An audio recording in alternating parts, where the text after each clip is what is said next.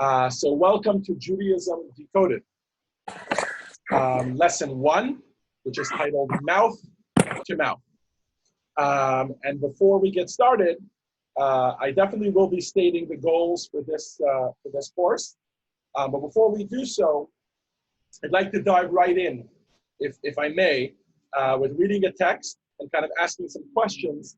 And from there, we'll kind of segue into stating the goals for today's class. So this will kind of serve as your introduction. So what is, I'm sure you all can help me with this. What is the holiest day on the Jewish calendar?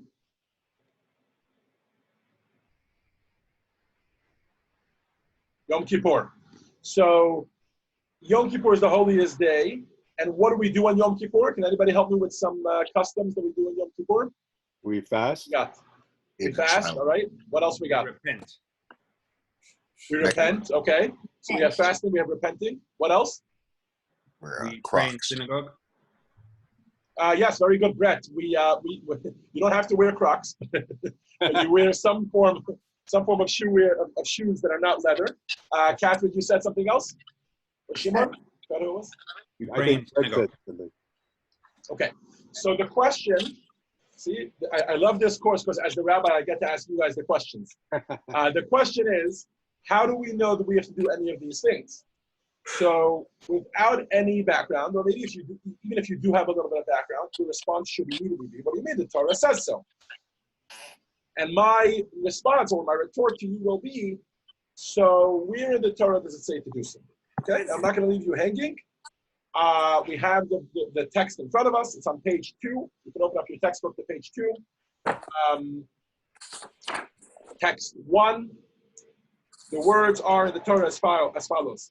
V'ha'isa lachem l'chukat olam b'chodesh hashvi'i b'asor lachodesh ta'anu et nafshotechem v'chol melacha lo ta'asu ha'ezrah v'hager b'tochechem. In English, it shall be as an eternal statute for you. In the 7th month, on the 10th of the month, you shall afflict yourselves, and you shall not do any work, neither the native nor the proselyte who dwells among you. Now, let's assume for a moment that we know exactly when the 7th month is, and we have a good source for why that's the 7th month. Let's assume we know when the 10th day of the month is, and we have a good origin for why exactly that is considered the 10th of the month. So on that day, what does it say? We shall not afflict ourselves. You shall not afflict yourselves. Now, first of all, even the English translation here, taking the liberty to translate te'anu as afflicting, is a little bit, broad. If we search even through, first of all, how do we know that that's what the word te'anu means? But even if you say, okay, if you know the language, that's what it means. If you look throughout the Torah, in our textbook we have listed here, and I'll show you in figure 1.1. We'll go through them one at a time. These are words in the Torah that have the same root of ayin, nun, hey. In other words, those 3 letters that make up the root of the word te'anu, which in this verse mean to afflict yourself. We find it 4 other times in the Torah, as well as other times as well. And each time it has a different meaning. One time is when Hashem speaks to Abraham. Okay, and over there the word is inu otam.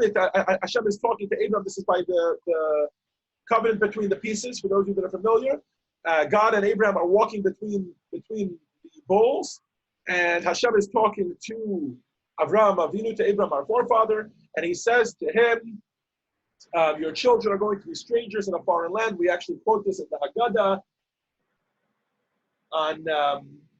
Hold on just a moment.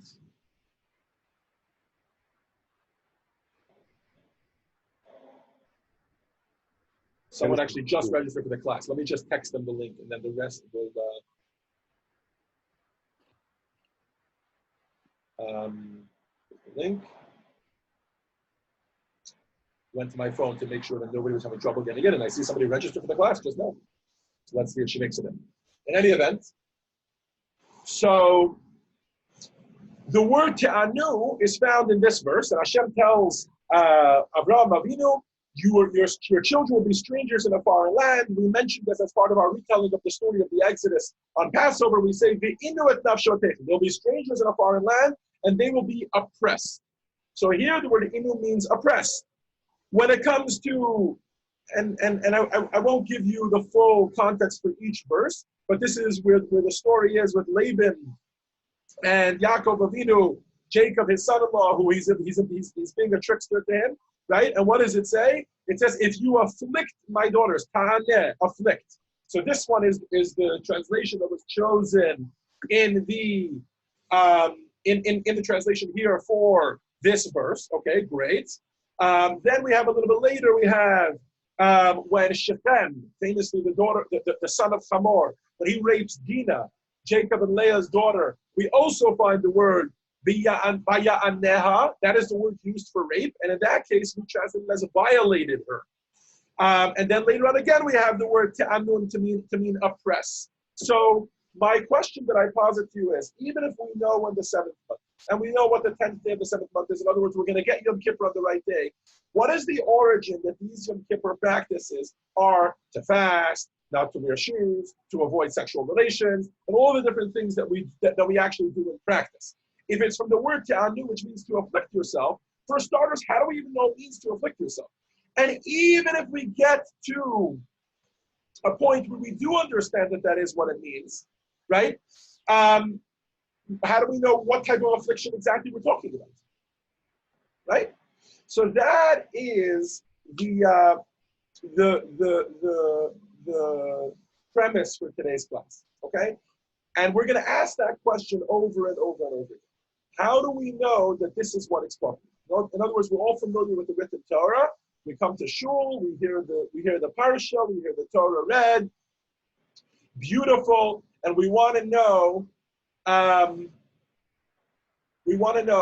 How do we know that those words mean this thing?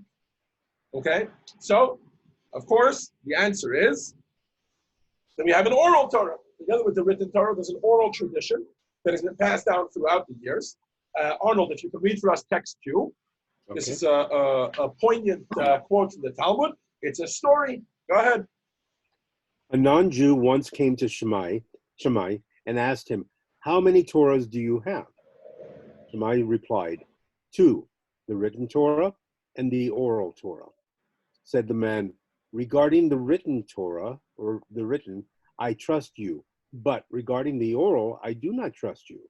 Convert me on the condition that you will teach me just the written Torah."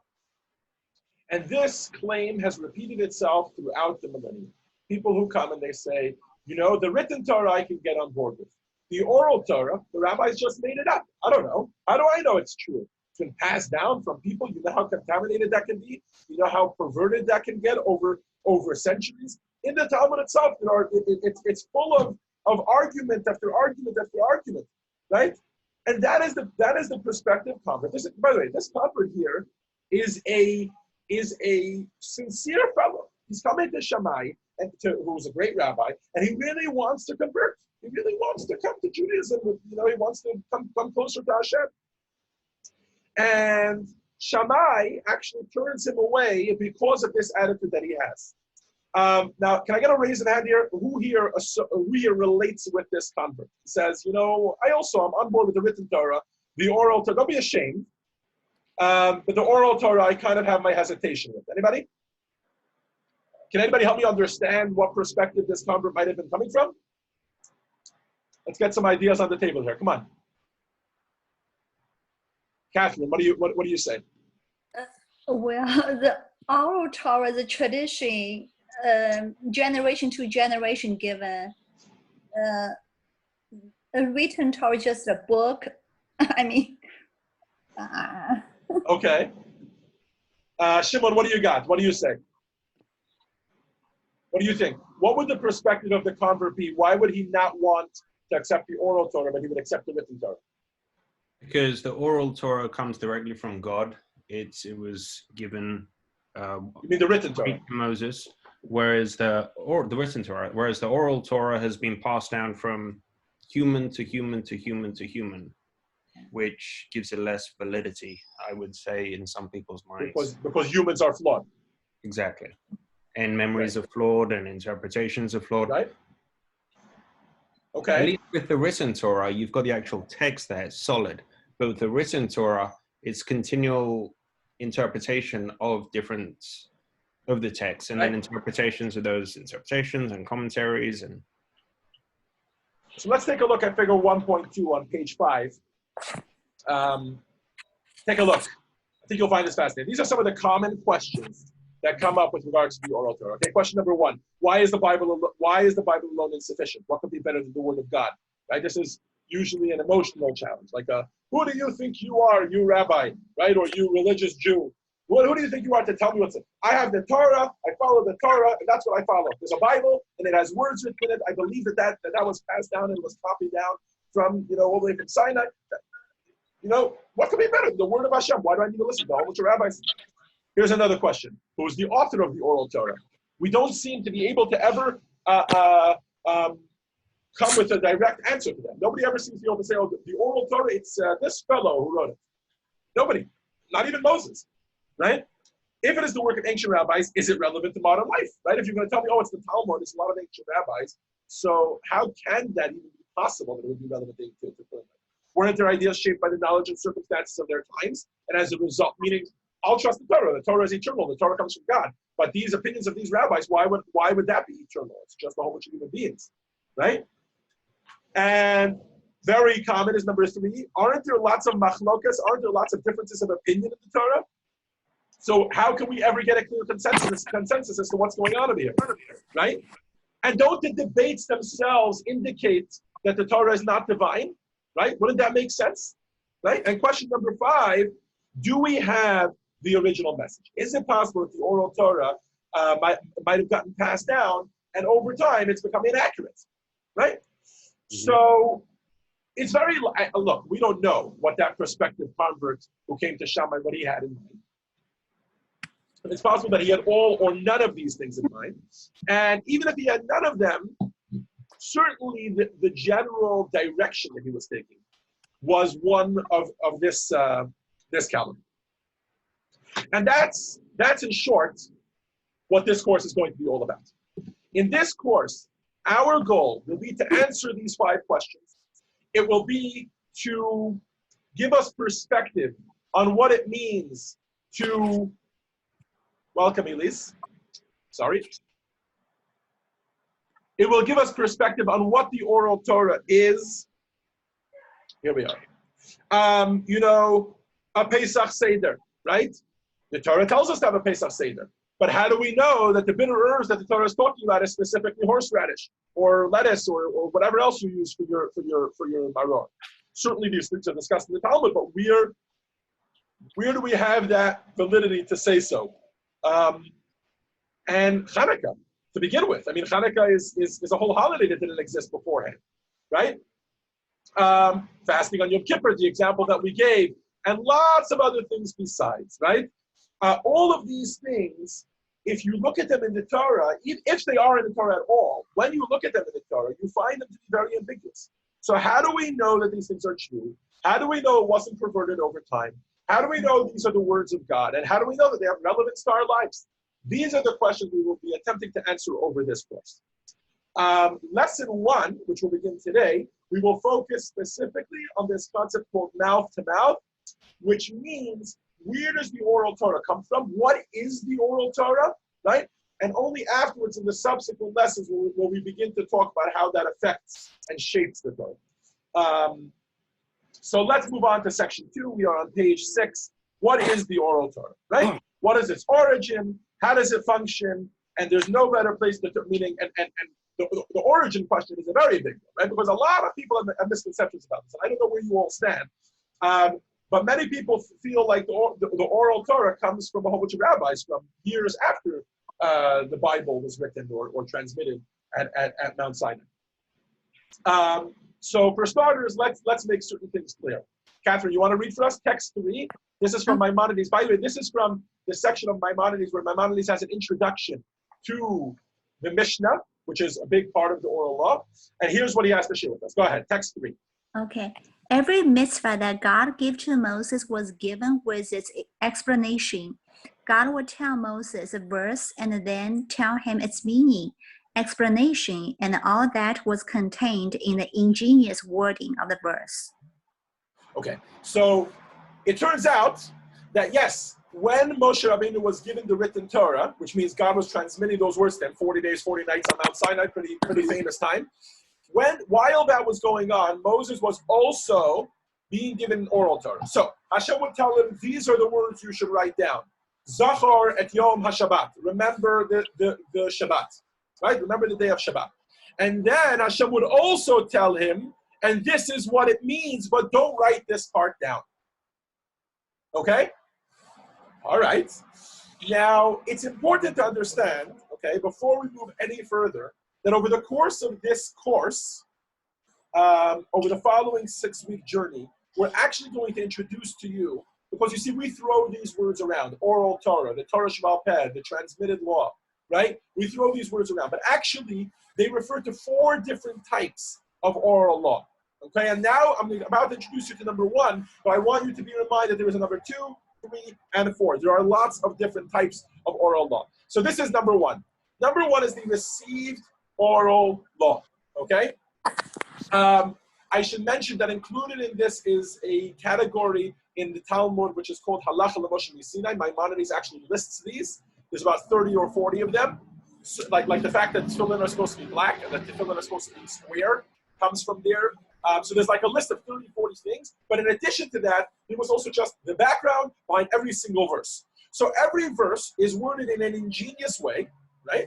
And you might not understand it all just by looking at the words, but if you also have the oral transmission, so then these two work harmoniously together, and these words directly teach you an oral tradition. Okay? And we're going to introduce you to 3 other categories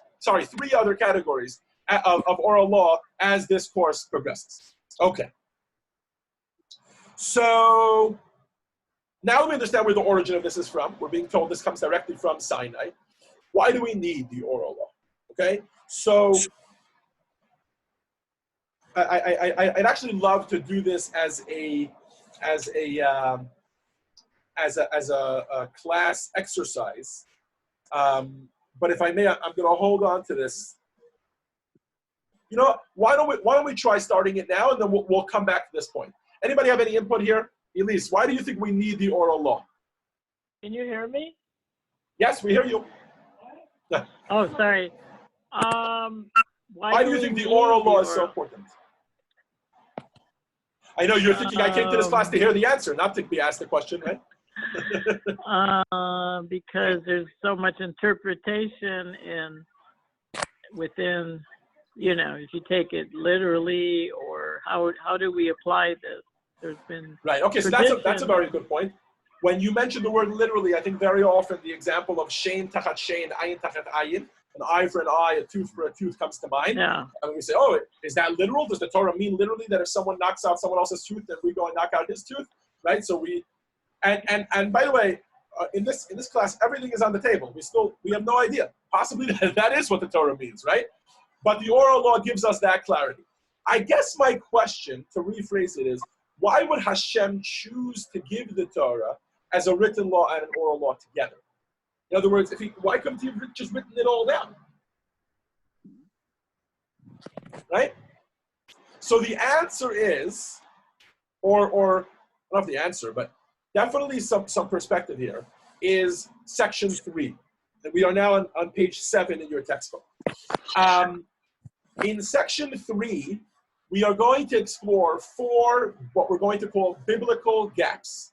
So 4 times or 4 ways that we look at the Torah, and when we look at the Torah, we recognize, it becomes abundantly clear that we immediately need the oral law. In other words, the written Torah itself requires an explanation to go along with it. When you look at the Torah, it begs for an explanation. And Elise touched on this, as did some others earlier in their answers to other questions.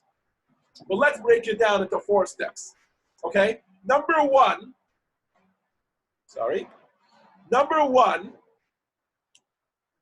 is the biblical gap of the letters, okay? You see, let's go back to that story with Shammai. I think Catherine was reading for us, right? You were reading for us the the story of the convert who came to Shammai. In text 4, we pick up that story where it left off. Okay, so just to fill you in, because we skipped a little bit of the text. In other words, from the original Talmud, because it wasn't as important. So Shammai told him, "You cannot come to me and convert." And then he went to Hillel, and Hillel agreed that he will teach him. And this is what happened. Go ahead. Text 4. The first day, Hillel taught him Aleph, Bet, Gimel, Dalet. The next day, Hillel reversed it. Said the man, but yesterday you didn't tell it to me that way. Hillel answered, are you not relying on me to read a written Torah? Rely on me as well for the oral Torah? So Hillel used a brilliant mechanism here, as he did very often in situations where patience was required. He used a particular exercise to show this fellow the importance of what he was negating, the importance of what he was neglecting, or what he was excluding from his Torah learning. The first day, Hillel taught him. He said, you see this letter? And he showed him an Aleph. He said to him, this is an Aleph. This letter, it's a Bet. It's a Gimel, it's a Dalet, it's a Hey, it's a Vav, it's a Zayin. And like this, he went through the entire alphabet. And I guess he was an avid student, and he picked them up. The second day, Hillel reversed the order. He told him, you see this first letter? And he pointed to the Aleph, and he said, this is a Taf. And he pointed to the Bet, and he said, this is a Sin. This is a Shin, and a Reish, etc. And he went to the entire alphabet, but reversing the names to the letters.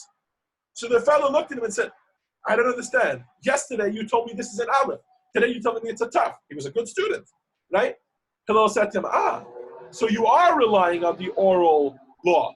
At the very least, just to understand what the letters are. Even before you begin reading the Torah, you're relying on an oral tradition to tell you what the letters are. By the way, this is a biblical gap that applies really to anything scholarly that we study. You know, you have fellows who tell you, oh, I'm reading this, and I just take whatever this person has put in their text, or whatever they put in their work, or in their paper, or whatever it is. It's not entirely true. Everything comes with context, right? Beginning with the very language, right? When we see, we read whatever theory or paper or scientific research or whatever it is that we read, and we see a word that starts with a letter A, right?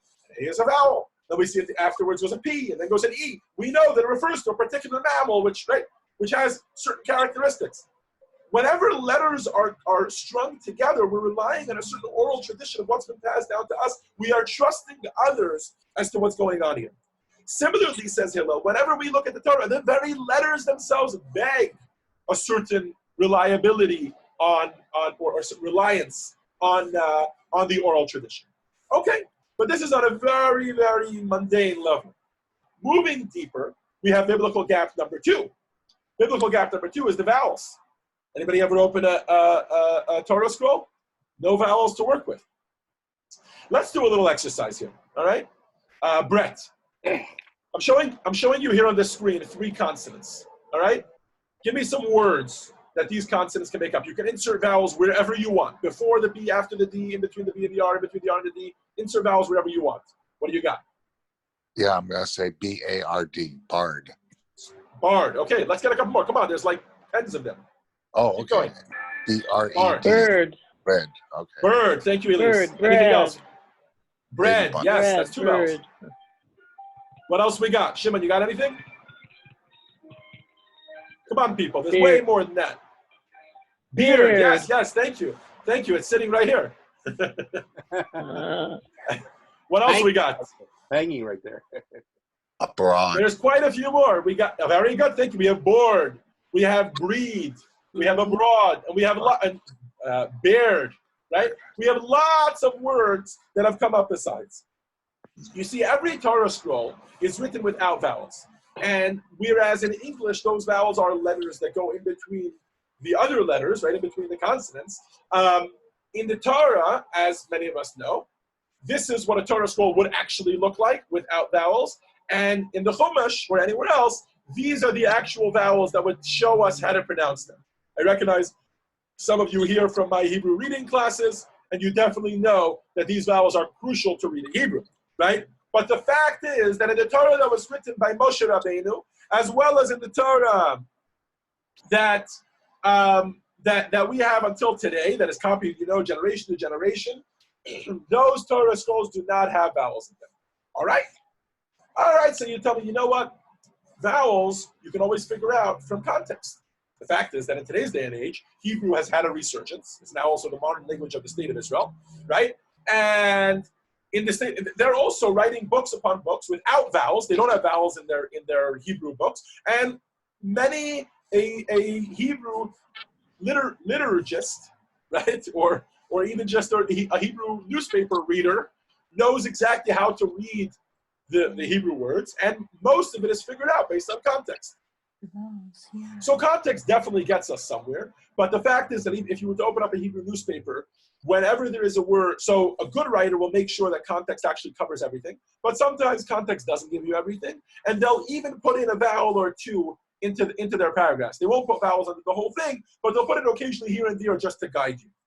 In the Torah, we're treating this as the word of God, literally, right? So this becomes extremely important.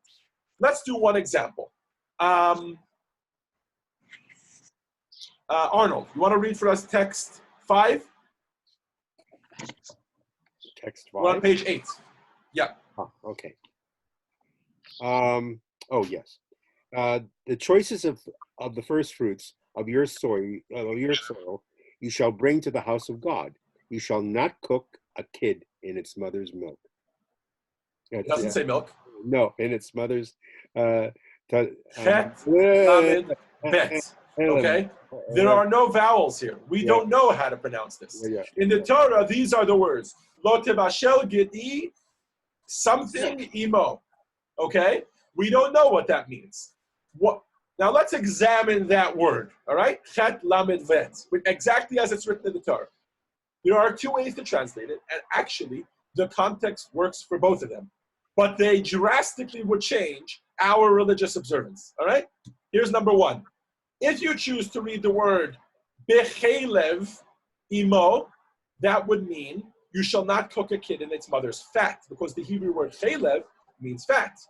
But if you choose to read it bachalev, which is actually the tradition that we have, it means you shall not cook a kid in its mother's milk, because chalav, or chalev is more grammatically correct, means the milk of its mother. So, how do we know which one it is? This leads us to biblical gap number 2. Number 1 was we are relying. The written Torah itself demands that we rely on an oral tradition just in order to know how the letters are pronounced, what these letters are.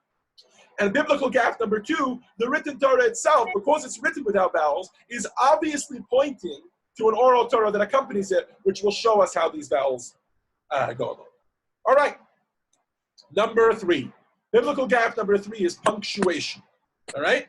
So, if you've ever taken a look inside a Torah scroll, there's no vowels. There's also no periods, no commas, no exclamation points or question marks, etc. Right? Let's do a little exercise like this in English. Brett, you did so well for us before. I don't know why it has it right away. All right. Okay. Before we do that, on page 9, there is a statement. It says, woman without her man is nothing. Let's hear from the women in this class. Elise, Catherine, Malika, what do you guys say? Do you agree? Do you strongly agree? Do you somewhat agree? Let's take this one at a time. Let's see, by raise of hand, men and women. Do you strongly agree with this statement? Disagree. Woman without her man is nothing. Catherine, you disagree? You strongly disagree? Or you somewhat agree and somewhat disagree? I strongly disagree. We have ourselves. I guess we Very disagree. Come on. You also strongly disagree. Okay. What if I told you, depending on where you put the commas and the periods, depending on where you put the punctuation, you may completely flip your opinion. Okay? So this statement is the one I think that you all disagreed with. Woman without her man is nothing, right? But what if we put the punctuation like this? Woman without her man is nothing. Anybody still strongly disagree with that? It flips the context completely on its head. I guess right? it depends. So very good. It completely depends. So by the way, there are hundreds of these. There's a book, I think it's called I Ate Grandma or something, or shoots, eats, leaves. I forgot exactly. Shoots and leaves. Shoots, eats, and leaves, right? No, And it depends. Shoots and leaves. Eats, shoots, and leaves. In other words, I think it depends whether you're saying it's a bear and the bear eats, shoots, and leaves, or is it a human being who eats and then shoots and then leaves, depending on where, right? I think there's another one about grandma. I forgot what it is about eating grandma, but there's lots of these, right? So punctuation actually makes a very, very big deal. But as with the vowels, let's not just rely on our English, our contemporary examples. Let's actually see how this plays out in the Torah, okay? So the Torah scroll has no punctuation. And even in a Chumash, in other words, even with the oral tradition, we don't get punctuation, but what we do get are cantillation signs, otherwise known as ta'amim or trup. This teaches us the tune, right? These are the ones that Rabbi Pinson is extremely proficient in, and he knows exactly what he's doing with this. It shows us exactly when to go up, when to go down, when a sentence ends, when a sentence begins, when a sentence sounds like a question, sounds like an answer, and it completely changes what we understand in the Torah. Let's see an example. So, first of all, just for clarity's sake, I feel like a lot of people don't know what cantillation marks are. Many people have taken Hebrew reading classes. Hebrew reading classes do not have, these cantillation marks. So the red ones are the ones you're familiar with. The black is the letters.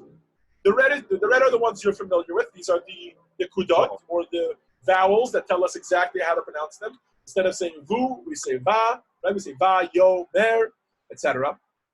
The blue are the cantillation marks. And this tells me that the way you read these words are Vayomer Elokim Yikavu Hamayim. Exactly like that. And I wouldn't say, Vayomer Elokim Yikavu Hamayim, which would be a very different intonation, right? So let's see an example of how this works in the Torah. Here, vowels are pronounced. Okay, so they're just showing that to you there. All right, here we have a verse, and this is actually text.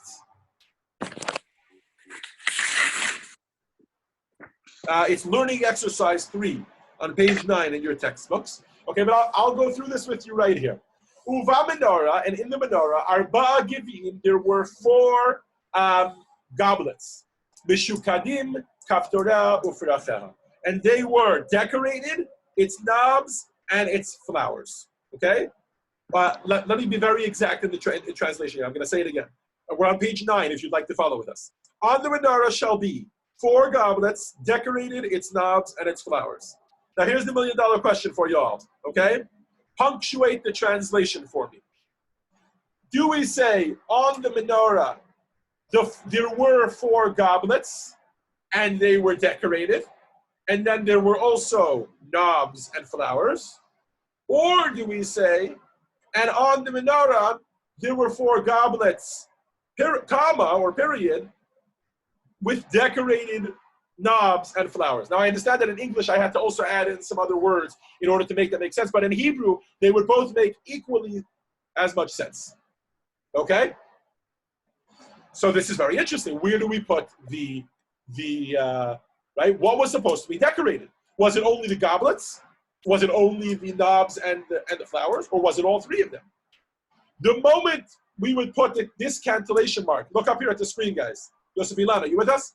Yes, I am. This red cantillation mark. If we would put that after Givim, that would mean that there's a comma right there. This is an et nachta, for those that are interested. And it tells me that I should read Uva menorah arba givim, kind of ending a statement, and then we continue with Mishukadim Kaftorah Ufracha. Or do we say that on the menorah, Uva menorah arba givim Mishukadim, which would mean that there are 4 decorated goblets, and then there are also knobs and flowers, right? So is it the knobs and the flowers, or is it the goblets? Now, this is biblical gap number 3, which shows us that even if you know how to read it, even if you know the vowels where they go, the cantillation marks, even though they're not written in the Torah, that can dramatically change not just our understanding of some biblical historical event, but it can actually dramatically change the law that we follow. Okay? Here's biblical gap number 4. and possibly the most poignant one of all, the message, right?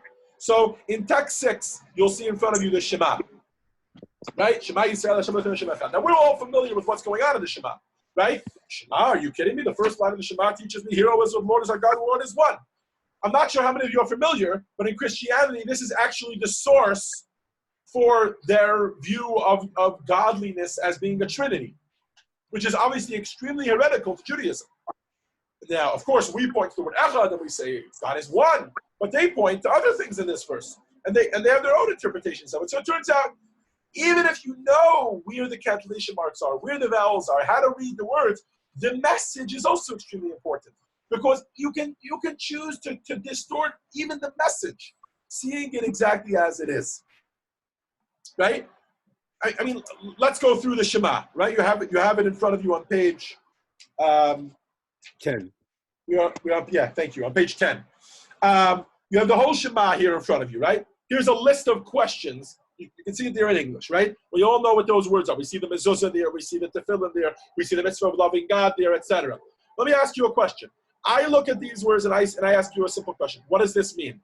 These words that I command you on this day shall be upon your heart. Which words are you talking about? What does it mean to be on your heart, right? We have this whole business with black boxes. They go on your heart. It's only for men. It's only black. It's only with certain words. And then the words are supposed to be the words of the Shema. But who tells us this, right? You shall bind them for a sign upon your hand. What am I binding for a sign upon my hand? It just says you shall bind them. What words? Maybe I should have a tattoo on my arm, right? What does that mean? And they shall be for totafot, between your eyes. Totafot. What are totafot for starters? And what does between your eyes even mean? On my nose? Should I start painting things on my nose? Right? You shall inscribe them upon the doorpost. So you ask, which house? Doorpost? How am I inscribing them on the house? So we have this whole tradition that has scrolls. So the Torah itself demands of us that there must be an oral Torah, or really shows us that there is an oral law that helps us that accompanies the written law that helps us understand. Okay, but perhaps most powerful of all is not even a biblical gap, but rather direct internal evidence. Hold on, before we get to that. Just continuing along this point with the message. So some of you might be familiar that throughout history there were groups of people who chose to only accept the written law, not to accept the oral, right?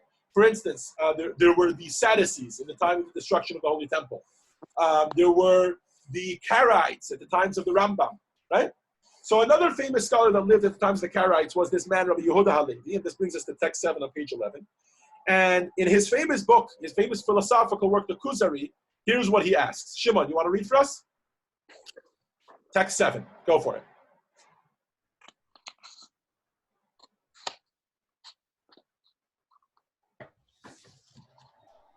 In order to read and pronounce the text of the Torah, we require traditions for the vowel signs, cancellations, divisions of sentences, and the spelling of certain words. Certainly then, we require a tradition to comprehend the meaning of the text, which is a more difficult task. I want to ask the Karaites questions and hope they respond with satisfactory answers. Keep going. What action must be taken to make an animal fit for consumption? What exactly does the Torah mean in Deuteronomy 12:21 when it says that we should slaughter the animal? Maybe it means simple puncturing of the animal or any type of killing.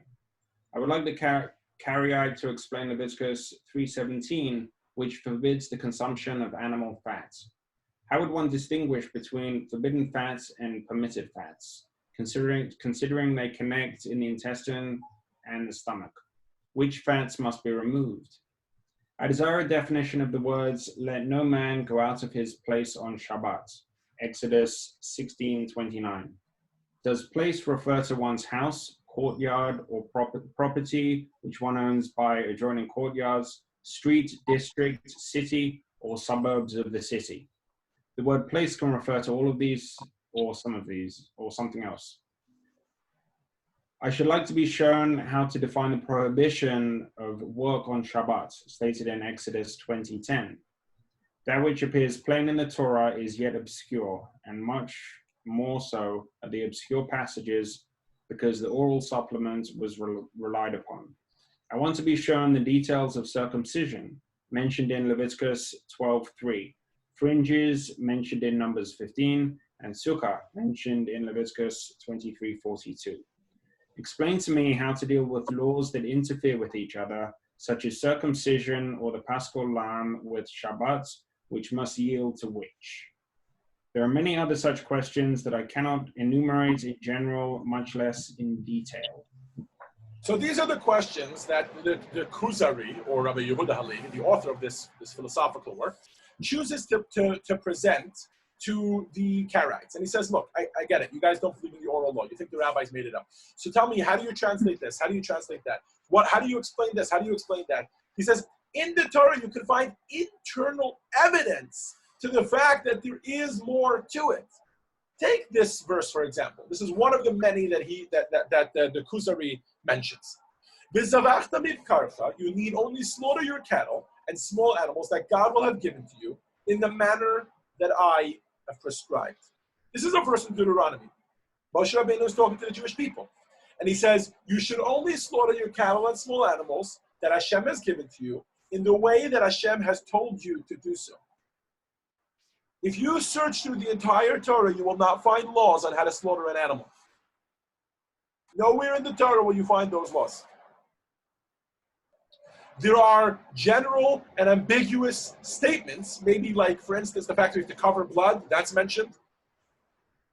The Torah is referencing here something else outside of the Torah where there is a manner in which Hashem has prescribed to us to slaughter an animal. If this is not direct proof to the accompaniment of an oral Torah to the written Torah, I don't know what would be. This is to say nothing of all the examples that he brings one after the other. He says the Torah doesn't tell us what to do when two statements of the Torah directly contradict each other. So the Torah tells us that we should circumcise our children, which involves drawing blood. Okay, let's not even get into how you know all the details. Okay, that's one of the mitzvahs that actually is found in more detail in the Torah. Okay, great, so I know what I'm doing here. But what happens if that's on Shabbos? And on Shabbos, I'm not supposed to draw blood. So what do I do then? Where do I get all the details of the Paschal offering? Should we be taking blood and putting them on our doorposts every year like they did when they left Egypt? Right? Where do the details of sukkah come from? The Torah just tells us, you should reside in a sukkah. We're not even sure what the word sukkah means. Hut, it's some kind of word of hut or shade or whatever, right? For 7 days. Where do all these laws come from? How do we know what it is? Even if you're not going to rely on any of the oral Torah, right? So you got to come up with some sort of interpretation. And this is exactly his response to the Karaites. He says, you don't believe in the oral Torah? I feel you. So keep the Torah. Let me hear how you're going to keep the Torah without interpreting one word. You're going to be forced to interpret. The Torah itself forces interpretation. Just you're going to come up with your own interpretations. So that's where we get to the oral Torah. Because obviously when the written Torah was given, it wasn't given just like that. Wasn't it? Maybe it was. Maybe the written Torah was given to us just as, it's a little ambiguous, and let each person serve however they want to do. Right? But to this, we have text number 8, directly from the Torah. Moshe Rabbeinu is talking to the Jewish people. And he says to them, as he is about to pass away, he says, listen, I am 120 years old today. I'd like to tell you some parting words. Catherine, you'd like to read for us? He says, text 8 on page 13. Yeah, go ahead. The mitzvah that I am prescribing to you today is not too mysterious or remote from you. It is not in heaven so that you should say, who shall go up to heaven and bring it to us so that we can hear it and keep it? It is not over the sea so that you should say, who will cross the sea and get it for us so that we'll be able to hear it and keep it?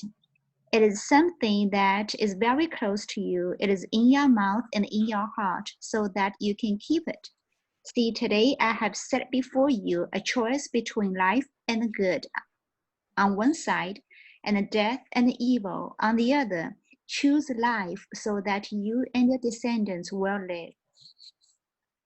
So in text 8, Moshe Rabbeinu after presenting us a Torah, which without an oral law seems extremely mysterious, has the audacity to look at us, pardon the expression, and say to us, oh, you know this mitzvah? You know this, this Torah which I'm giving you? Which, by the way, let me just throw in parentheses, is the difference between life and death, is the difference between connecting with the divine and with the supernal God and the one true God, or, right, or literally, you know, desecrating everything that is holy. It is very easy for you to do. It's very straightforward. You don't need to have any philosophers. You don't need to have any travelers. You don't need to have anybody to go and get it for you. It's right here in front of you for you to access. Are you kidding me? Are you making a joke of me? Right? After you just finished telling me this whole mysterious and ambiguous Torah, and we've covered a lot today. In the past half an hour, just since the class has started, we have gone through mitzvah after mitzvah after mitzvah that would become absolutely unclear without an oral Torah. And now you're going to tell me that this is the easiest thing for you to do, just choose life, between life and death, choose life? It's very clear and laid out in front of you? I would tell you the exact opposite, right? So it turns out that not only does the Torah itself prove from the verses, as we saw in text 9, that there's obviously more to the picture than the written Torah. The written Torah itself points to an oral tradition which goes along with it. But in addition to that, the fact that it's so ambiguous, the fact that it's so mysterious, the fact that there's all these gaps, 4 of them to be precise, 4 mega gaps that can be found throughout the Torah, right? And then Moshe Rabbeinu tells us that the Torah is right in front of us and easy to read and easy to access, clearly points to the fact that there's more here than just the written Torah. Okay, so before we move on to the second section of our lesson, I want to talk a little bit about what would be the benefits of an oral Torah. Okay, let's talk about why yes, and then once we finish discussing why yes, let's talk about why not. Anybody have anything to contribute here? We're on page 15 in your book. Why would you? All right, I get it. You need. There's more to the picture. There's an oral tradition that comes along with the written Torah, because otherwise it wouldn't be understood. But why would Hashem choose to do that? Why wouldn't Hashem just write it all down? Anybody? What are certain benefits that we can gain from an oral tradition that would perhaps be beneficial to us?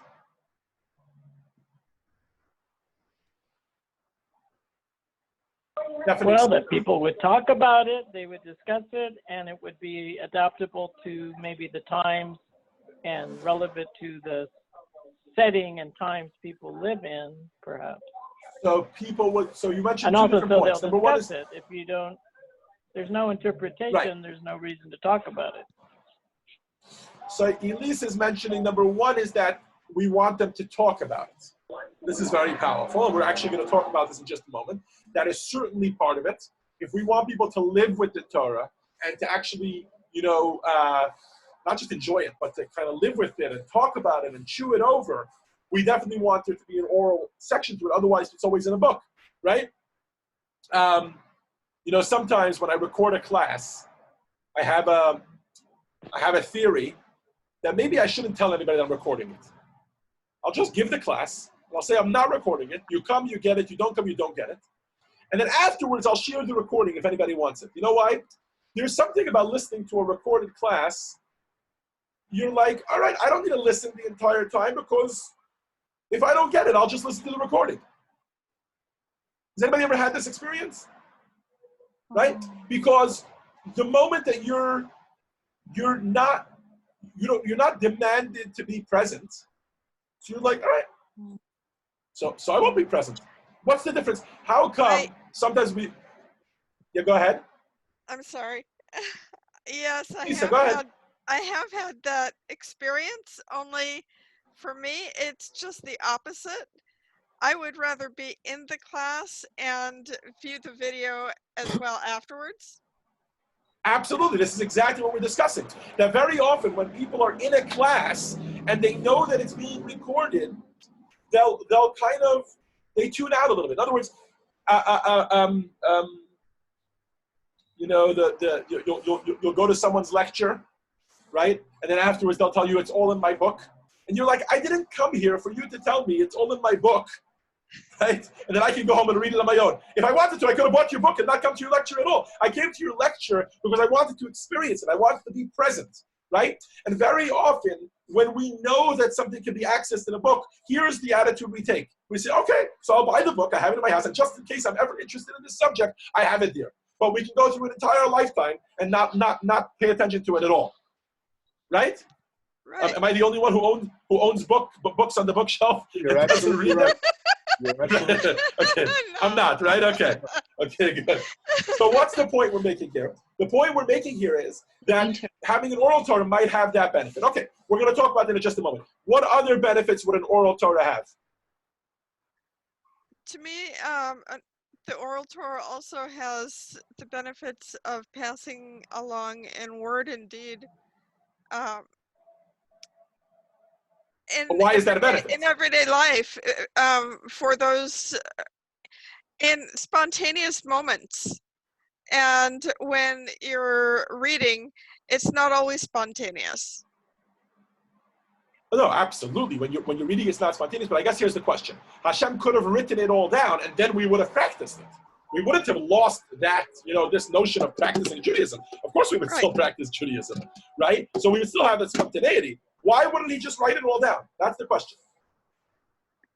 Right. So we have some good points. Put it on the shelf and not read it, and not. Right. No. Okay. That was one point. We had. I'm looking for more. Okay. All right. Rabbi. One thing there is that when you have an oral law, you talk about it with somebody else, you're involving yourself with that law. You're exploring it. You're peeling it layer by layer.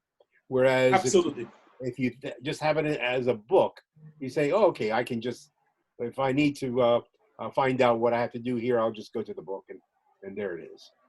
Absolutely, absolutely. And that gives us an opportunity to actually live with the Word of God, to actually explore it, and to make it a part of us. It becomes a living Torah.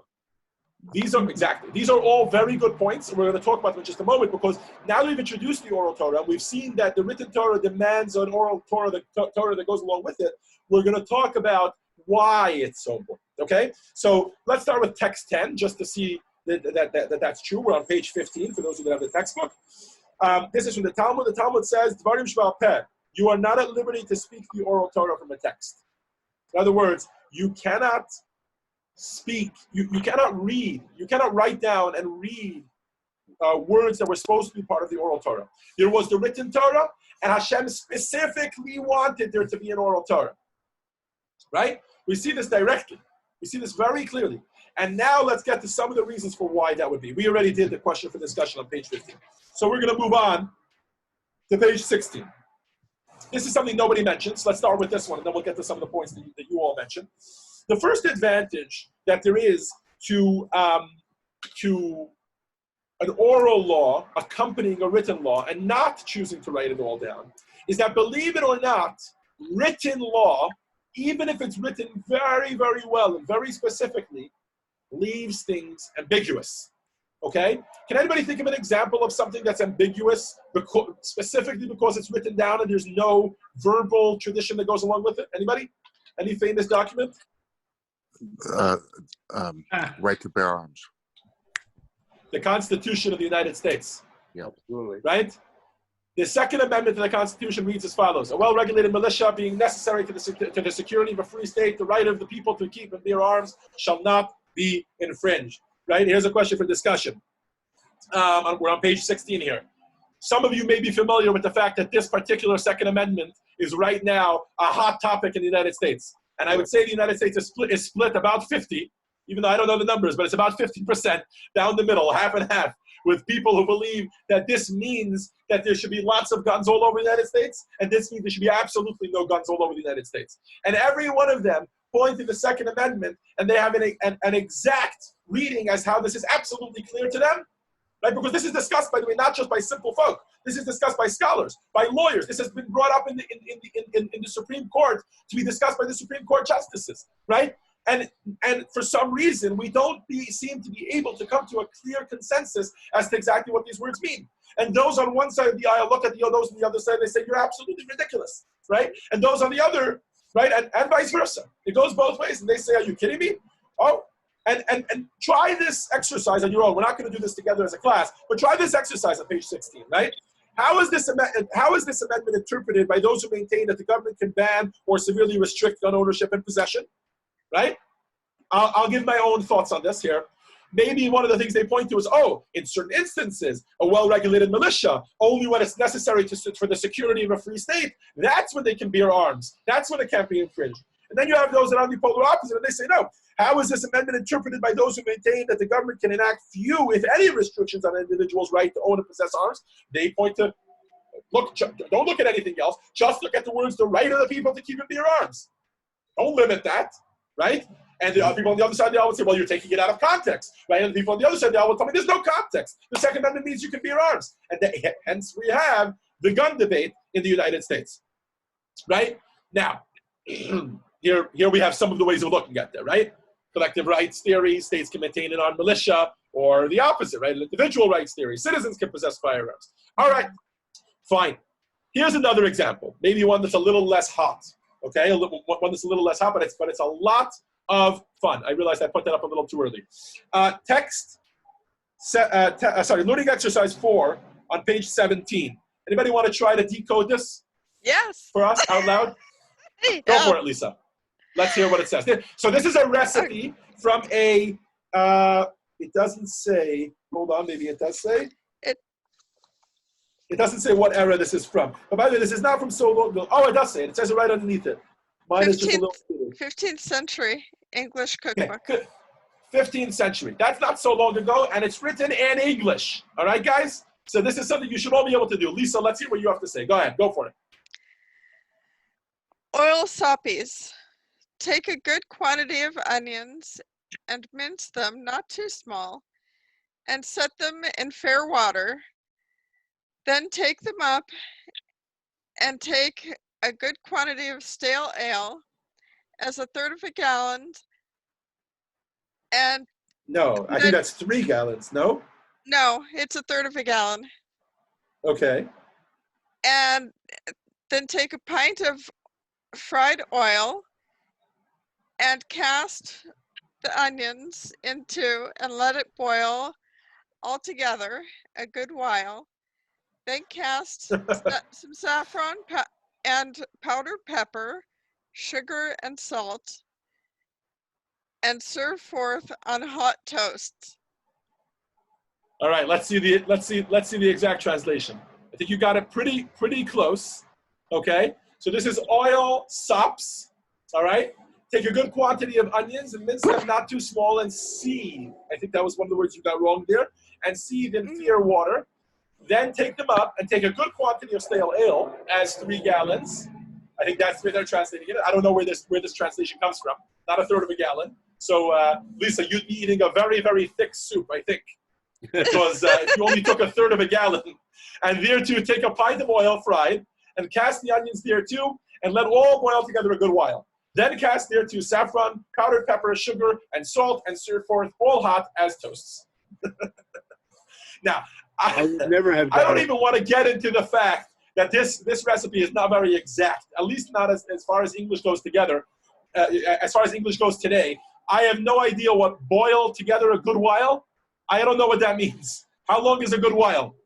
Oh, a good while is a few hours. Okay. I know how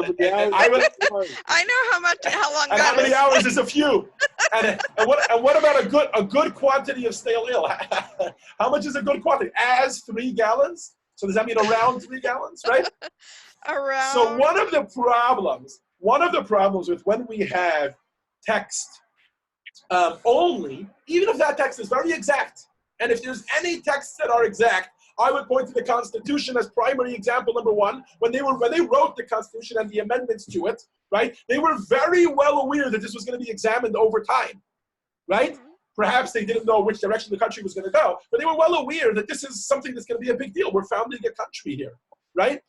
Mm-hmm. Recipes are the same thing. When somebody writes down a recipe, the intent is, I made something. It came out very good. I would like you to have the same experience. I don't know about you, but I have a feeling that even if I tried my best here, I probably would not have the same experience as the author had in terms of exactly what my sops would taste like. Right? Yeah.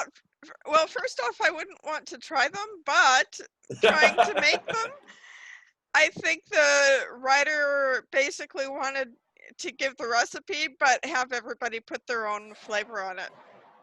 I'm not sure that that's the case, by the way, Lisa. I would disagree with you on that. I think over the 500 years since, the English language has evolved, right? And that's precisely the point we're making here. You know, if English has evolved in 500 years so much so that we cannot get a simple recipe right when looking at it, and we still cook the same way, and not that much has changed. I mean, plenty has changed in the world in the past 500 years, but we still cook, right? Mm-hmm. Then think about Hebrew. Do you know how much Hebrew has changed in the past 3,000 years, 3,400 years? Right? And do you know how much context has changed? In other words, maybe certain words in Hebrew were then used based on certain context that was going on at the time, right? So how do we know what the Torah meant? And this would be one of the major advantages to writing down the Torah and writing it down as exact as the Torah wants to, but still leaving it a little bit ambiguous and accompanying it with an oral tradition, which, like Elise said, would evolve over time to adapt to the current climate. We would hear it from our parents, and it would have a tiny slight variation to it. That tiny slight variation would not be chas v'shalom, heaven forbid, to change the Torah. The words of the Torah are still keeping it grounded, but it would allow for it to adapt to the times and to the changes in the Hebrew language as time goes on. Like how we can still see the true Torah and the meaning that God intended it for it in the words of the Torah. This is nowhere more evident than in a book called Sefer HaIkrim, which is a philosophical book. Lisa, you want to read for us? Text 12 on page 18. Sure. Go ahead. Text 12 on page 18. Okay.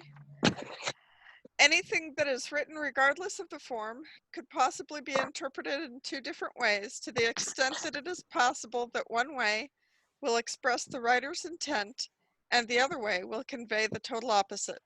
As Maimonides writes in his epistle on the resurrection, that while Jews understand, "Hear, O Israel, the Lord is our God, the Lord is one," to mean that God is absolutely one. Christians interpret this verse to support the doctrine of the Trinity. Therefore, in order for God's Torah to be complete and properly understood, it was necessary that when God gave the Torah to Moshe, he also explained its true meaning to him. Moshe did the same with Joshua, and Yehoshua with the prophets, and similarly with subsequent generations, so that there will be no doubt in understanding the text properly. This explanation is called oral Torah because it is not supposed to be written. If it were written, it would be ambiguous, just like the text is coming to explain. So this was a masterful plan. Advantage number one to having an oral Torah, not just having the written Torah, is that Hashem didn't want his Torah to be misconstrued, right? You see that later on, it was misconstrued. People took it, people who ignored the oral tradition, took the Old Testament and made a New Testament. And they said, you know what? That Old Testament means X, Y, and Z, right? And they said, we can misinterpret this in different ways. When you learn from a teacher face to face, and yes, we're going to talk in a moment about why the written Torah is also necessary, why the Torah wasn't entirely oral. We're going to talk about the disadvantages of the oral Torah, right? But right now, advantage number one is lack of ambiguity. You're going to get it as it's meant to be, right? Let's talk about this class right now. All of you could have taken this textbook and read through it, right? And besides the fact that I'm certainly giving you more information that's in the textbook, but in addition to that, I'm using phrases that maybe when this textbook was written, even 5 or 10 years ago, which I believe it's like 10, 12 years ago that this textbook was written, they might not have thought of that. I might use soon, in the middle of this course, I might use an example of coronavirus, COVID-19, a pandemic, right? And this might be something that would be very relatable to you, whereas the people who wrote this textbook 12 years ago never would have been able to apply it, right? That's the benefit that you get with the oral tradition, at least advantage number one, that you get to avoid ambiguity and that it comes down to in a way that you understand it, because that's what teachers do. Teachers explain things to their students the way their students are most likely to understand it. Advantage number two is that you actually get this deep sense of learning. We're on page 19. Arnold, you want to read for us? Text 19? Moses was commanded at Sinai to teach all of these laws orally and not to record them in writing, so that we would not rely on recorded information that would be readily available, as that would result in laxity of study. When something is not recorded and its preservation requires of us to learn it by heart, we study it with more concentration, and we continuously contemplate the material in order to ensure we remembered and did not forget it. So this is a powerful point, right? And this is something you all mentioned this right away when I said, what are the advantages to an oral Torah? What are the advantages to a lecture over a book? That you connect with it in a much more real way. You're much more likely to study it and to be present and to understand it, etc. Right? Okay. Right. Now, to take this one step further, let's talk Hasidus for a second. Let's talk the deeper sense of the Torah. Spiritually speaking, when you do that, when you actually are present and you study the Torah, you don't just leave it in the book, but you're getting it, teacher to student, etc. There's something very powerful going on. Arnold, finish it off for us. Text 14. Okay. This is from Tanya, from the Alter Rebbe, right? This is about what happens when we connect to God through studying Torah. Chapter 5.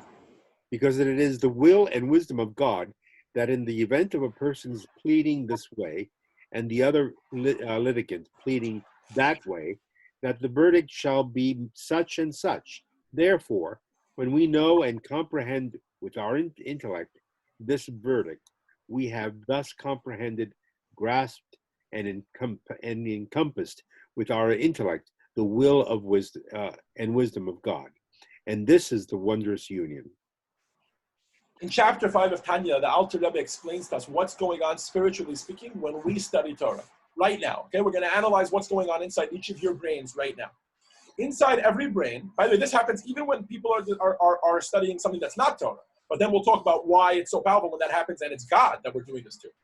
If I study something, let's say that, I don't know, Aristotle or anybody, right, wrote down in a book or said over and I'm being taught this concept, I spend time, energy, I use every faculty of my brain. Very often, we cannot be distracted, right? When we're studying something, if you get distracted by someone else, imagine if right now there was an earthquake.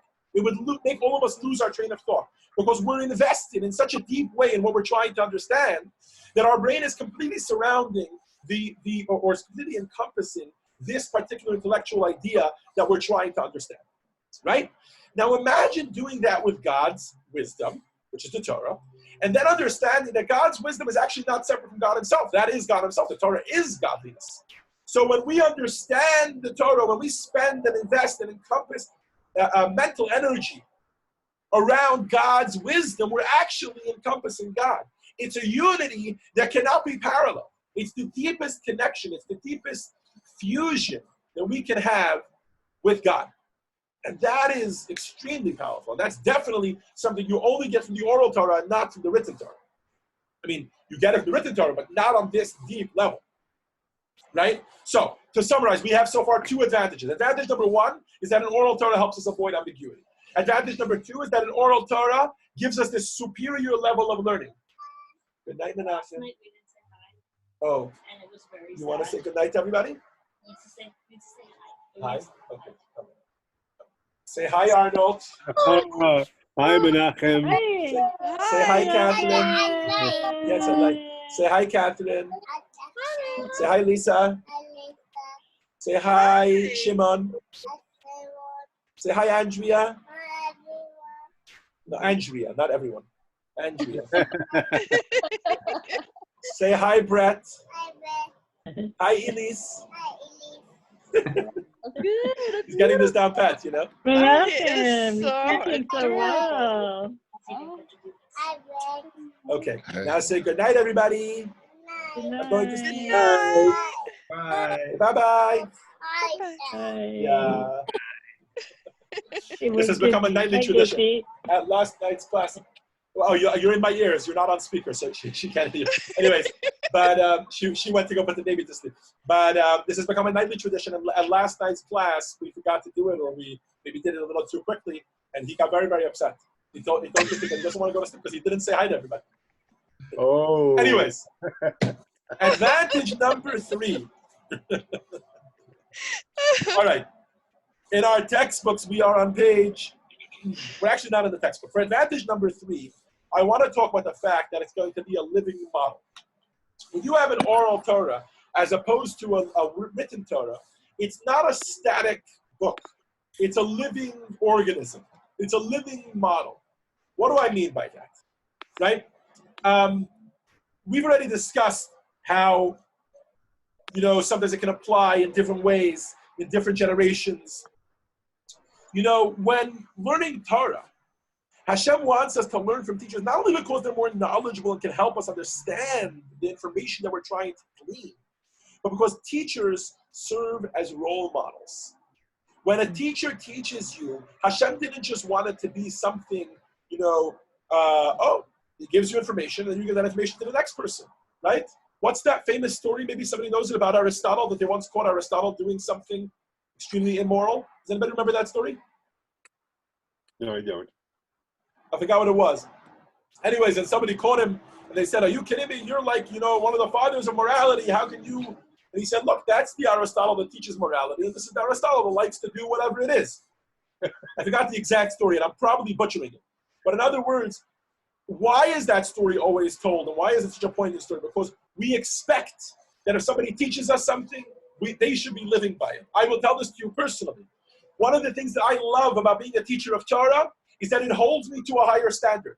Not even in the eyes of the students, that too, but in my own eyes. When I teach something, when I stand up at a lecture and I preach that you have to keep Shabbos, or that you have to be kind to your fellows, you should have patience with your spouse. And then I come home and I'm tested in specifically that regard, I hold myself to a higher standard. Because it's a living organism, it's something that I live with, it's a living model, it's something that I'm teaching to my students are watching me and they're seeing me, and there's this whole living process. Hashem doesn't want us to teach Torah. Of course he wants us to teach Torah too and to study it, but Hashem wants us to live Torah. And that only comes with an oral tradition, not with a book, right? Like we said with the professor who tells you, just read the book. What do you need to come to the lecture for? Just read the book. I don't want to read the book. I want to say I gleaned this information from you. I want to experience the information from you. So that was advantage number 3. Advantage number 4 is one of my favorite because it's just fun, right? Everybody knows the game of broken telephone, right? I'm not familiar with. Oh yes, okay, so I learned it in kindergarten. Yeah, okay, so we'll talk about that in just a second. So oral teaching avoids ambiguity of a written word. Oral tradition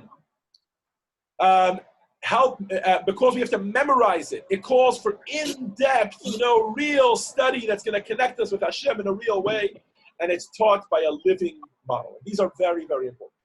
Okay, but let's move on to this point we're going to call broken telephone. All right? Before we get there, let's talk about some of the disadvantages. Can you think of some disadvantages that there might be to an oral transmission? Anybody? Accuracy. Inaccuracy. Thank you. Yes, accuracy. Very good. Accuracy.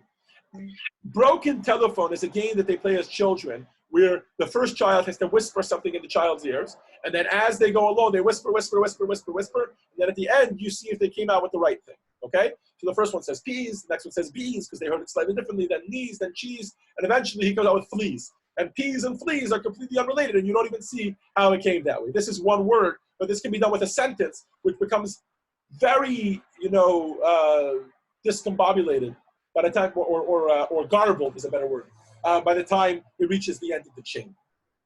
Okay? So, broken telephone or accuracy is a very, very big deal, especially when it comes to Torah. You're talking the Word of God. Moshe Rabbeinu told us this is our way of connecting with Hashem. We gotta have this down pat, peeps. Otherwise, we're gonna have a big problem, right? Right. So, in text 15a, I want to talk about, and this is straight out of the Talmud, just relating to us the history of exactly how the oral tradition was passed down.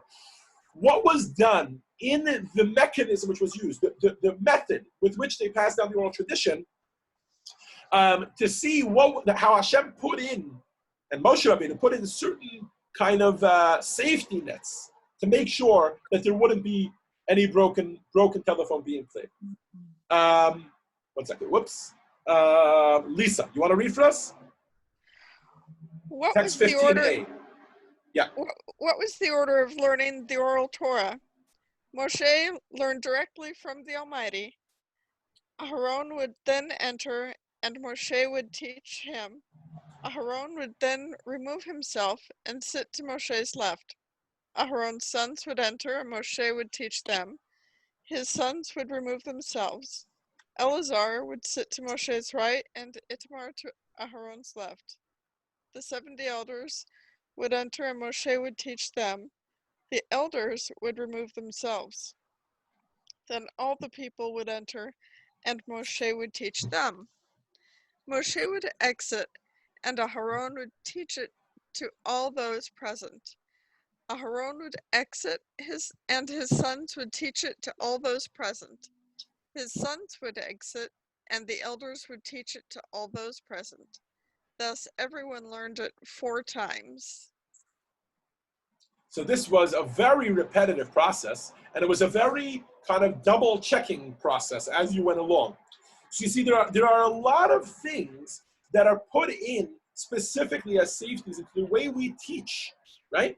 So for starters, this is the first time the Torah is being taught, right? So from Moshe Rabbeinu, there was a stress put to make sure that there's no broken telephone, to make sure that there is accuracy, right?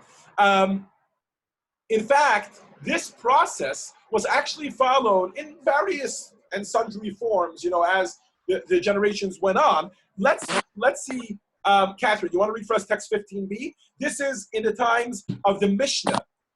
This is the Rambam, Maimonides again, telling us some history as to how they would teach in the times of the Mishnah. Go ahead.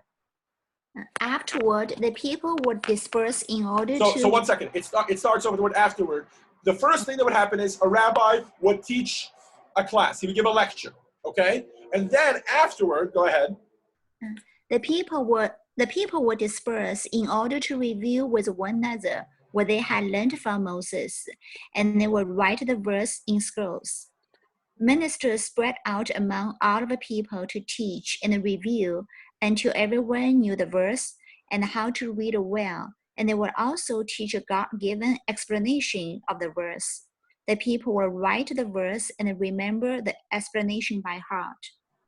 Okay, I apologize. I mentioned that this is the times of the Mishnah. I forgot. We need to finish this story first. So after all of these people, Moshe, Aaron, the elders, and they were all taught, and Moshe and Aaron's sons and Moshe's sons, after they were all taught this, and there was a 4-time repetitive process, and it was double checking each other to make sure everybody knew it, they then moved on. They spread out, and they taught the entire nation, and everyone in the nation taught each other, and then they would double check each other, and they would each write it down in their own scrolls. Okay, this wasn't enough. Before Moshe Rabbeinu passed away, so my friends, this is the historical recounting of how we got our oral Torah. Okay, and if you think this is steadfast enough, this is the first 40, 50, 80 years, right? So let's see what happened. After the 40 years in the desert, Moshe Rabbeinu, the person who heard it directly from God, is about to pass away. And he says, you know what? We got to do one more thing before we move on. Shimon, you want to read for us? Text 15 to see. Page 23. Yeah, after 40 years in the desert on the first Shabbat, Moses gathered the people and said, "The day of my death is near. Therefore, whoever has heard from me something but forgotten shall come and clarify the matter. And whoever has a question shall come and I will explain." As the verse says, Moses began to explain this law, Deuteronomy 1:5. And the sages elucidate in Sifri, and Moses said, "Whoever forgot a law, come to me and I will teach it. Whoever requires some explanation, come and I shall explain it." During this time, from the 1st of Shvat until the 7th of Adar, the Jewish people clarified with Moses the received oral Torah. So one last time, says Moshe Rabbeinu, before I pass away, I want to make sure that everybody knows the Torah, and if there's any questions, any ambiguity, I don't want no broken telephone. We need the oral Torah. We explained 4 reasons why we need to have the oral Torah, why it's so important to have an oral Torah in addition to the written Torah. But he says, I want to remind you that we have this big disadvantage of accuracy. We want to make sure that this is transmitted properly. So let's make sure we get this right, okay? This is for history. Excuse me. And so therefore, anybody who had questions came and they corrected it. They clarified with Moshe and received the oral Torah. All right. From that day forward, Maimonides actually in his work continues to list the different mechanisms that they had. How teachers would teach lectures, and then the students would study between each other. By the way, till today, I want to just mention that there are some of these mechanisms in place till today. For instance, if you walk into any study hall, in any yeshiva, there is an interesting thing which you will not see in any college around the world, which is partnered study, chavrusa. Many of you I know have gone with me to yeshiva when we go sometimes. At the end of the year, we do a trip to yeshiva, obviously not when there's coronavirus going on. In the summer or the spring, when they do a day of yeshiva and they invite, people that are not studying in yeshiva to come and study, and you know that a lot of the study, by the time you reach the age of 18 years old, you are spending 90% of your week studying text one-on-one with someone else, bouncing ideas off each other, trying to understand it. So it's not just you reading a book and understanding a book a certain way. No. You're bouncing the ideas off each other. If you have a question, there are stages throughout the room with different rabbis that you can cross-reference against each other. You can ask any one of them if you want, if you're not satisfied, to make sure you understand what you're saying. Now, in between then and now, there have been many different ways to double-check and triple-check exactly how we study. One of them to mention, by the way, is that if you look at the Talmud, there seems to be this obsession with saying who says in the name of who. I teach some teenagers Talmud throughout the week, about 5-6 teenagers, and I teach them Talmud, and they like it, because it's intellectually stimulating, but they're primarily studying because their parents wanted to study Talmud.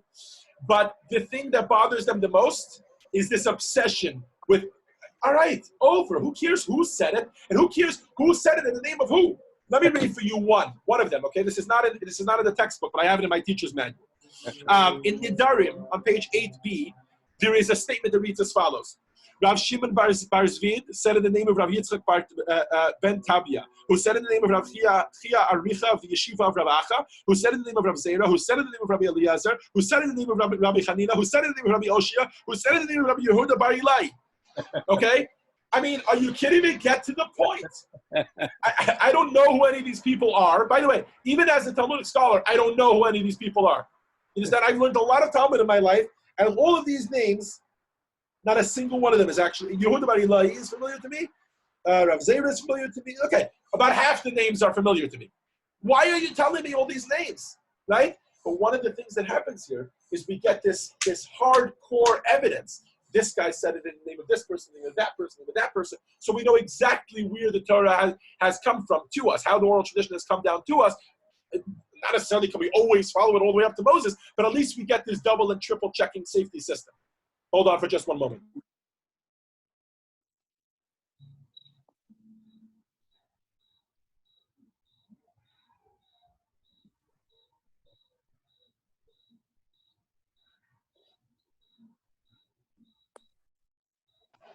Okay, I'm back. Okay, one more thing, which I want to point out, when we're talking about the major disadvantage of the oral Torah, which is accuracy, as Catherine so beautifully pointed out. The other thing to think about is as follows. The oral Torah, because of that major disadvantage, that's why Hashem didn't just give us an oral Torah. He also gave us a written Torah that goes along with it. All right? Let's do a little tiny exercise here for a minute, if I may. All right? The truth is, I was waiting for this to happen. There are some exercises that are just not going to work because we're over Zoom. And this is one of them. All right? But I'm going to walk you through what I would do if you were all in the room with me. Okay? Here's what I would do. I would start a game of broken telephone, which means that I would read I would whisper into someone's ear this statement. The shy green lion had too much to drink and fell out the window. Okay? All right, no problem. After I would read that statement to you, you would have to read it to the next person, and then to the next person, and then to the next person. we would see at the end how garbled it was. If anybody has ever played broken telephone before, you know it will be extremely garbled. Then afterwards, we would do exactly the same exercise, but this time you can look at this. You can look at this string of random letters here, which on their own look absolutely like gibberish. But when you notice that each letter is the first letter of one word, it becomes much easier to remember the statement.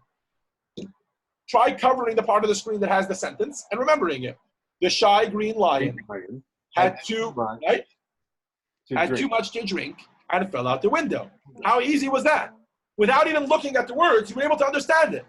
This is the beauty of the combination of the Torah that we have, which is the written law and the oral law. Yes, the written law is hard to understand. It's written ambiguously, etc., right? But we have all these advantages of the oral law, but together with the powerful backup of the written law, which can never be contradicted. I'll share with you one example of this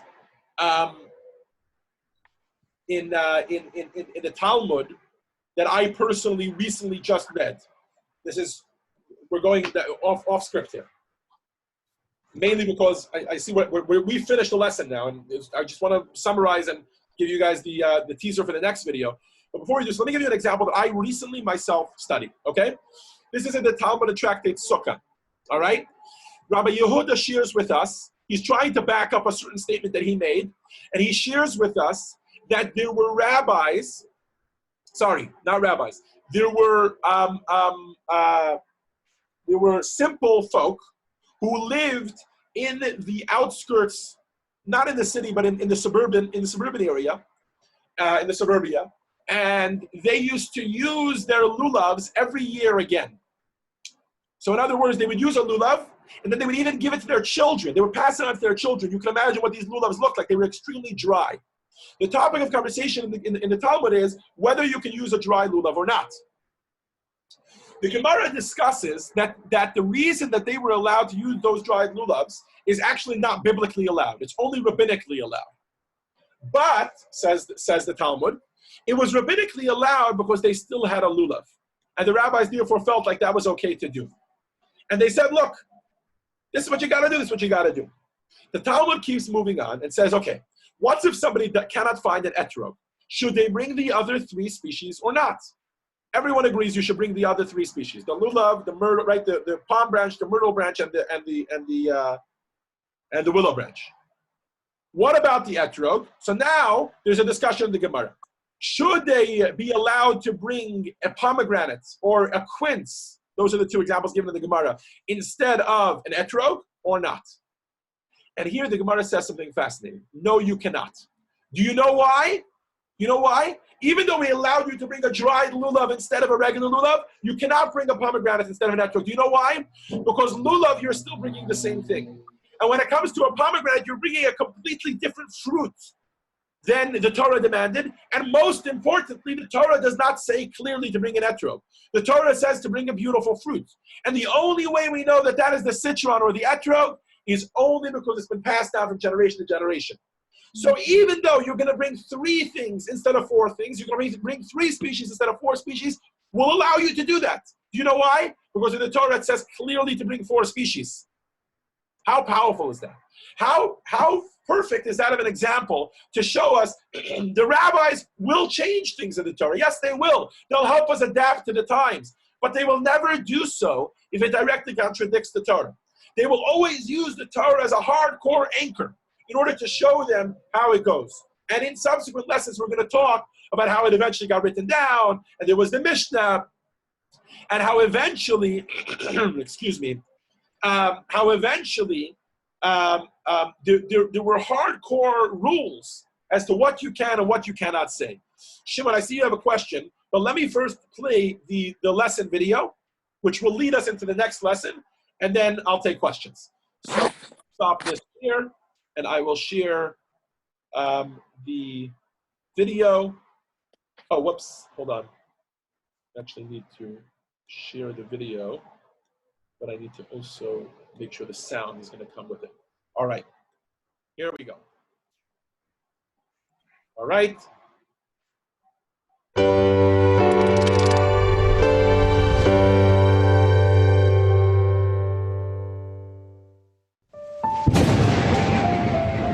The 5 books of Moses, known as the written Torah, was accompanied by an oral tradition passed down from teacher to pupil for over 1,000 years.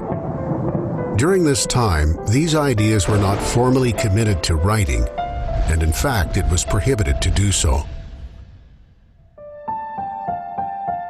The intention was for students to learn directly from teachers and to accept personal responsibility for preserving the teachings for the next generation.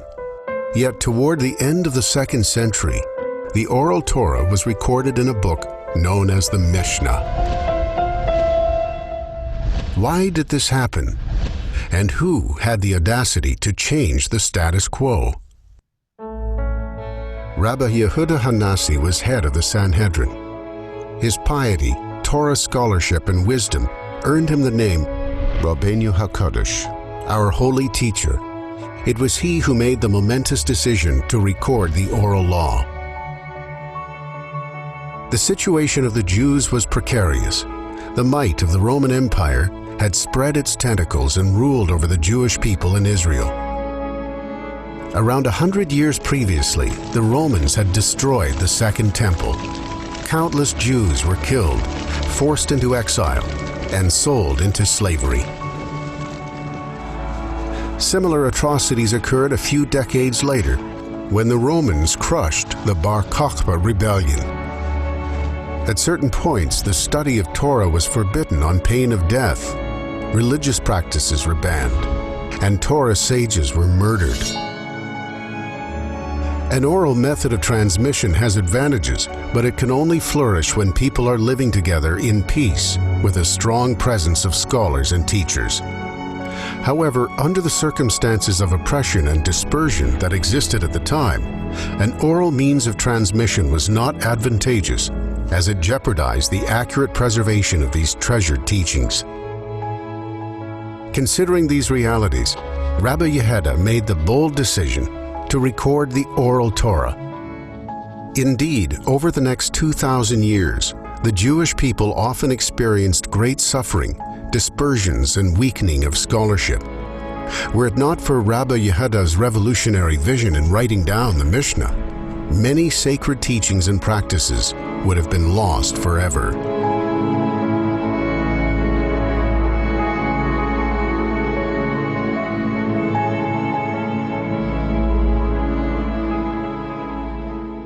So this really leads us into what we're going to be discussing next week, which is how this oral tradition continued with the Mishnah, how the Mishnah followed these footsteps, etc.